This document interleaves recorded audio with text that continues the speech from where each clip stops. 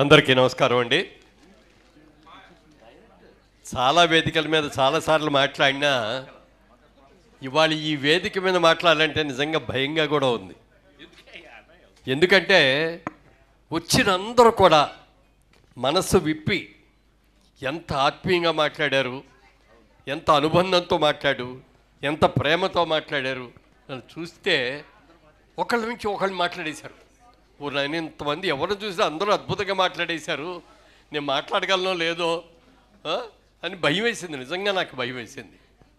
అందులో రాజేంద్ర ప్రసాద్ వచ్చినప్పుడు మరీ భయం అయిపోయింది. గణేష్ చూస్తే దుమ్ము దులిపెళ్ళాడు. ఏదైనా అసలు అందరి అంటే మనందరితో ఒక స్కూల్ సార్. నిజంగా చెప్పాలంటే కుటుంబ కథా చిత్రాలు ఉండాలి, నీట్గా అందరూ చూసేటట్టు ఫ్యామిలీలో అందరూ కలిసిమెలిసి చూసే సినిమాలు చేయాలి, అనుకున్న టైం ప్రకారం ఫినిష్ చేయాలి, తక్కువ బడ్జెట్లో సినిమాలు చేసి లాభాలు వచ్చేటట్టుగా చూసుకోవాలి, అలాగే నిర్మాతని కాపాడేటట్టు నిర్మాతను నిలబడేటట్టుగా చేయాలి అని ఒక అద్భుతమైన భావంతో ఉన్నాం మనం అందరం కూడా. మరి రాజేంద్ర ప్రసాద్ గారు ఎన్ని సినిమాలు అలాంటివి చేశారు, ఎంత పెద్ద హిట్స్ చేశారో. చిన్న బడ్జెట్తో పెద్ద హిట్, పెద్ద సినిమా తీసి సూపర్ హిట్ అవ్వచ్చు, అది వేరు. ఒక చిన్న సినిమా తీసి ఆ సినిమా సూపర్ హిట్ అవ్వటం అనేది గొప్ప విషయం. అలాంటి సంస్థలు బ్రహ్మాండమైంది. పోనీ ఏదో మాట్లాడదామని 4 పాయింట్లు దగ్గర పెట్టుకొని వచ్చా. ఏమో ఆ ఏబీలో మొత్తం చెప్పేశాడు అన్నీ. ఇంతకుముందు మాట్లాడిన వాళ్ళందరూ అన్నీ మాట్లాడేశారు. స్నేహం గురించి మాట్లాడదాం అనుకున్నా. ఒక నాగిరెడ్డి, ఒక చక్రపాణి, బాపు రమణ, మళ్ళీ అచ్చిరెడ్డి గారు, కృష్ణారెడ్డి గారు నేను మాట్లాడదామని అనుకుంటే అది మొత్తం దుమ్ము దులిపేశాడు, చీల్చి చెండాడేశాడు దాంట్లో. చాలా బాగుందమ్మా, ఏవి చాలా బాగుంది, అద్భుతంగా చేసావు. అంటే ఒక్కటి కూడా అందులో అతిశయోక్తి అనేది లేకుండా నిండుగా చాలా చక్కగా అద్భుతంగా చేశారు. నిజంగా వీళ్ళిద్దరు స్నేహాన్ని మాత్రం మెచ్చుకోవాల్సిందే సార్. సినిమా ఇండస్ట్రీలో ఇద్దరు పార్ట్నర్స్ కలిపి సినిమా తీయటం అనేది కూడా ఎక్కడ జరగదంటే జరుగుతుంది కానీ నిలబడదు. ఓ సినిమా అయ్యాకో 4 సినిమాలు అయ్యాకో కష్టం అంతా నాది, డబ్బులన్నీ నాయి, పేరు అన్నీ ఆయన కొట్టేస్తున్నాడు, హీరోయిన్ల పక్కన నుండి ఆయనే ఫోటోలు తీయించుకుంటున్నాడు, నన్ను అసలు లెక్క చేయట్లేదు, ఇలాంటివన్నీ చాలా వచ్చేస్తాయి, డిఫరెన్స్ ఆఫ్ ఒపీనియన్లు. దాంతో విడిపోతూ ఉంటారు. కానీ మీ ఇద్దరు స్నేహం అసలు అమ్మోఘం. అందులో రాశాడు ఇద్దరు మనుషులు కలిపి ఒకే మనిషిగా ఉన్నారు అని. నిజంగా ఇంత అద్భుతమైన ప్రేమతో ఒకళ్ళనొకళ్ళు అర్థం చేసుకొని ఆయన ఏం చెప్పారు మీరు అది 100కి 100 పాళ్ళు వింటారు, మీరేం చెప్పారో అది 100కి 100 పాళ్ళు ఆయన వింటారు.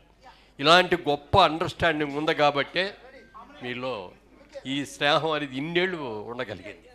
ఆ స్నేహం ఎప్పటికీ కూడా కలకాలంగా ఉండాలని కోరుకుంటున్నా. తర్వాత కృష్ణారెడ్డి గారిని చూస్తే నాకు చాలా ఈర్ష్యగా ఉంటుందండి. ఎందుకంటే చెప్పాల్సిందే, ఎప్పుడు చూసినా ట్రిమ్ముగా ఉంటాడు ఆయన. మంచి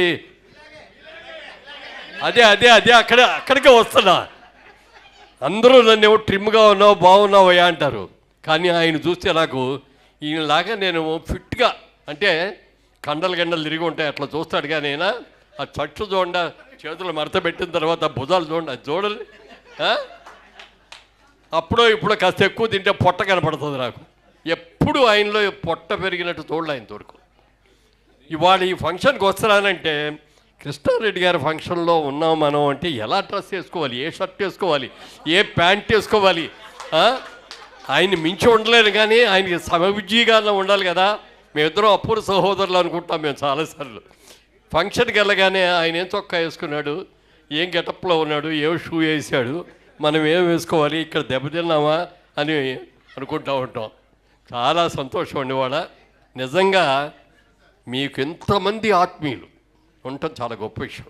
మీరు ఎన్ని కోట్లు సంపాదించారు అనేది ముఖ్యం కాదండి, ఎంతమందికి లైఫ్ ఇచ్చారు, ఎన్ని అద్భుతమైన చిత్రాలని నిర్మించారు, మీరు దర్శకత్వం వహించారు.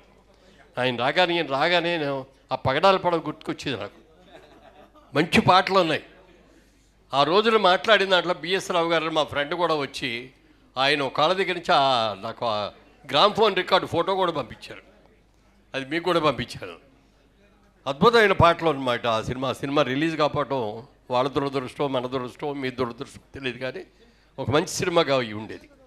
ఏదైనా మళ్ళీ మా రాజేంద్ర ప్రసాద్ చెప్పేసి మీరు డైరెక్టర్గా అద్భుతంగా ఉంటారు, మీరు రండి.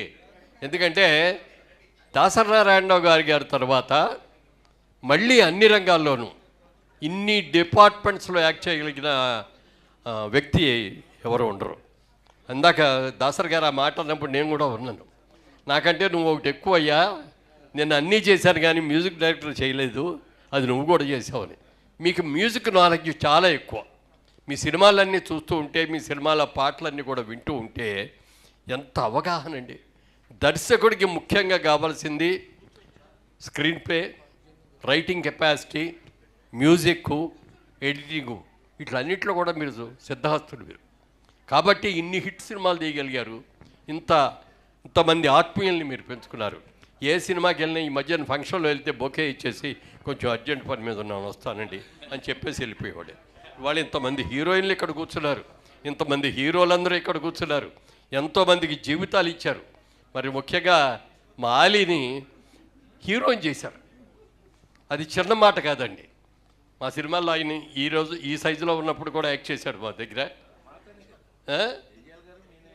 అదే ఆయన్ని అంత మంచి హీరో. ఎన్ని సినిమాలు చేశాను ఆయన హీరోలుగా? 55 సినిమాల హీరోయిన్ చేశారంటే దానికి మీరే కారణం. ఎందుకంటే ఉన్నది నిజం చెప్పాలి, పొగట్టానికి కాదు నేను వచ్చింది. మీరు నాకు ఎలాగో వేషాలు ఎవరు. కృష్ణారెడ్డి గారు చేసే నెక్స్ట్ సినిమాలో మురళీమోహన్ గారు డెఫినెట్గా నటిస్తారు. అబ్బో, థ్యాంక్ యూ అండి. ఆయన ఎలాగో ఇవ్వడు, మీరన్నా ఇవ్వండి సార్.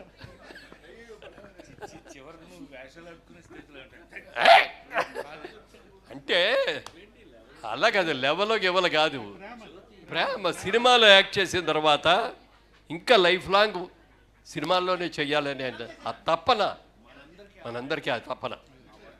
ఇవాళ డబ్బుల కోసం కాదు, ఒక మంచి క్యారెక్టర్ చేయాలి, ఒక మంచి డైరెక్టర్ దగ్గర చేయాలి. ఇప్పుడు ఎందుకంటే ఆయన భావాలు మా భావాలు చాలా దగ్గరగా ఉంటాయి.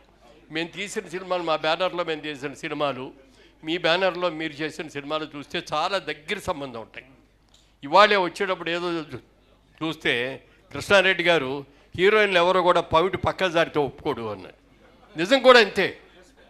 సంసారపక్షంగా ఉండాలి.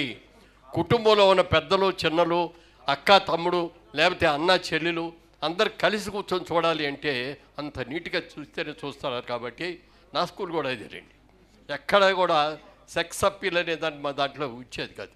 ఏ డైరెక్టర్ తీసినా కూడా, నేను డైరెక్ట్ చేయలేదు కానీ మా డైరెక్టర్లు వచ్చిన వాళ్ళందరూ కూడా మా బ్యానర్ గురించి తెలుసుకొని వాళ్ళు కూడా ఇక్కడ ఈ వద్దులే అని చేశారు. మీ స్నేహం చిరకాలం కలకాలం ఉండాలని, మళ్ళీ మేమందరం మీ దగ్గరికి వచ్చి 100 సినిమాలు ఫంక్షన్ చేయడానికి రావాలని మనస్ఫూర్తిగా కోరుకుంటున్నాను. Good luck sir. God bless you. Thank you sir. Thank you very much for your blessings. అలాగే